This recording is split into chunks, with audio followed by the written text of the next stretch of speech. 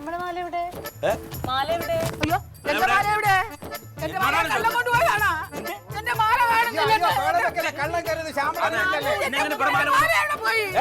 എന്റെ മാല കാണുന്നില്ലേ?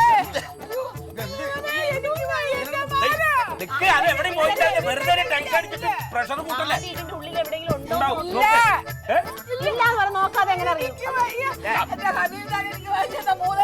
മാലയാണ് എത്ര വിഷമിച്ചിട്ട് ഞാനത് പണയം വയ്ക്കുക. എന്റെ കഴുത്തിൽ ദൂരം ചെയ്തിട്ടില്ല. ഒരു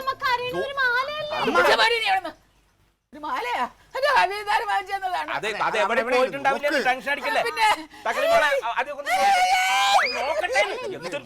ദൈവമേ, നാട്ടുകാർ ഓർക്കുമല്ലോ ദൈവം ഇതിനെന്താ. മാല പോയ നമുക്ക് വേറെ വാങ്ങിക്കാം. അമ്മ പോയാൽ വേറെ കിട്ടൂല. ഉള്ള കാര്യം ഞാൻ പറയാം. ഇങ്ങനെ വിളിച്ച് പ്രഷർ കൂട്ടണത്.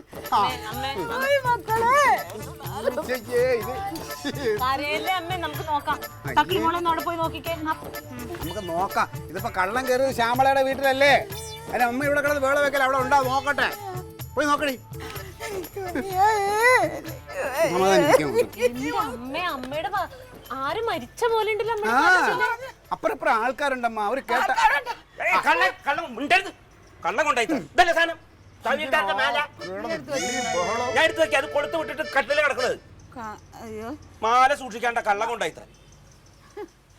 കഴിഞ്ഞോ? കുറച്ച് സമയം ഒന്ന് പേടിച്ചല്ല. വല്ലപ്പോഴൊക്കെ പണയം വെക്കാൻ ചോദിക്കുമ്പോ തരണം. അല്ലെങ്കിൽ കർത്താവ് ഇതുപോലെ പേടിപ്പിക്കും. രാവിലെ തന്നെ മനുഷ്യനെ പേടിപ്പിച്ചിട്ട് പിന്നല്ലാണ്ട്. ഇവിടെ അവിടത്തെ പോലെ വാതിലും തുറന്നിട്ട് കിടക്കുന്നല്ല. ഗ്രില്ലുണ്ട്, കഥകുണ്ട്. പൂട്ടിയിട്ട് ഭദ്രമായിട്ട് നോക്കിയിട്ടാ ഞാൻ കിടക്കാറുള്ളൂ. ഒന്ന് കടിച്ചു കൂട്ടിക്കാം. അവയിലാരും മരിച്ചപ്പോ പോലും ഇങ്ങനെ വിളിച്ചിട്ടുണ്ടോ? എന്തൊരു വിളിയാ വിളിച്ചത്? കളിപ്പിക്കൽ.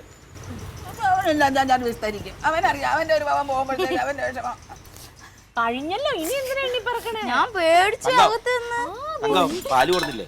ചായ വെക്കടി. ചായ ഇടും. ഇതാണ് പാല് കൊണ്ടുവന്നത് എനിക്ക് ഇഷ്ടമല്ലാത്തത്. എന്നെ കണ്ട ഇവിടെ എല്ലാവർക്കും വിചാരം ഞാൻ ചായ ഉണ്ടാക്കാൻ യന്ത്രമാണെന്ന് വിചാരിക്കും. അവളുടെ ഒരു പാല്. അതെ, നമുക്കൊരു ചായ ഇവിടെ വെക്കാം. അവളങ്ങനെ പറഞ്ഞെങ്കിലും അവള് വെറുതെ പറഞ്ഞതല്ല.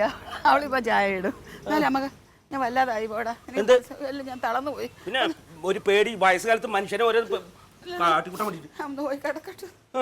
ഇന്നിന് ഇത് മതി.